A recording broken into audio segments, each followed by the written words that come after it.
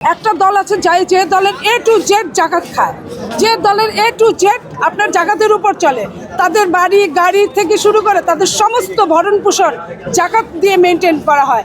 সেটাই বলেছি যে এটা খারাপ। বয়স যখন কম ছিল তখনও আমি এই ধরনের বুলিংয়ের কখনো শিকার হইনি, কিন্তু এই সময়টায় তারা কেন বেছে নিল এবং সবসময় অসত্য মিথ্যা অপতথ্য দিয়ে তারা বুলিং করে। আমার কথা হলো যে সত্য নিয়ে যদি করতো, আজকে যদি আমি যদি তাদের বিপক্ষে যদি সিরিয়াস যদি তাদের পক্ষে যদি ওই ধরনের থাকতো, শক্তিশালী কোনো কথা থাকতো, তাহলে তারা আমার নামে মামলা করতো, তারা আমাকে বিভিন্নভাবে মিটিং মিছিল করে আমাকে বলতে পারতো। কিন্তু দেখেন একটা লাইনের ডাইনে বায়ে সব ফেলে দিয়ে সে কেন কিসের জন্য বললাম, আমি একজন মুসলিম, আমি একজন নারী, আমি ধর্মকে পালন করি, আমি অবশ্যই 5টা স্তম্ভের একটা স্তম্ভ জাকাত, আমি এটা বিশ্বাস করি এবং আমি জাকাত দেই।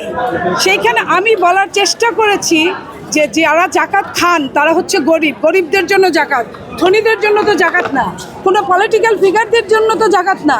একটা দল আছে যে দলের A to Z জাকাত খায়, যে দলের A to Z আপনার জাকাতের উপর চলে, তাদের বাড়ি গাড়ি থেকে শুরু করে তাদের সমস্ত ভরণ পোষণ জাকাত দিয়ে মেনটেন করা হয়। সেটাই বলেছি যে এটা খারাপ। এই খারাপটাকে খারাপ বলেছি কারণ জাকাত নেওয়ার যারা যোগ্য তারা জাকাত পাচ্ছে না, আর যারা যোগ্য না তারা জাকাত নিচ্ছে।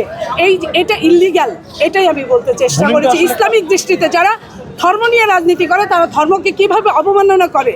ধর্ম কখনো বলে নাই কোনো ধনী লোক জাকাত খাক, বলেন আপনারাই বলেন, ধর্ম তো এই কথা বলে নাই।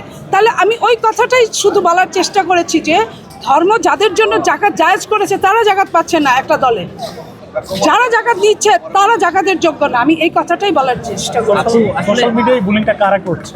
অবশ্যই বট বাহিনী, এটা আপনারাও জানেন।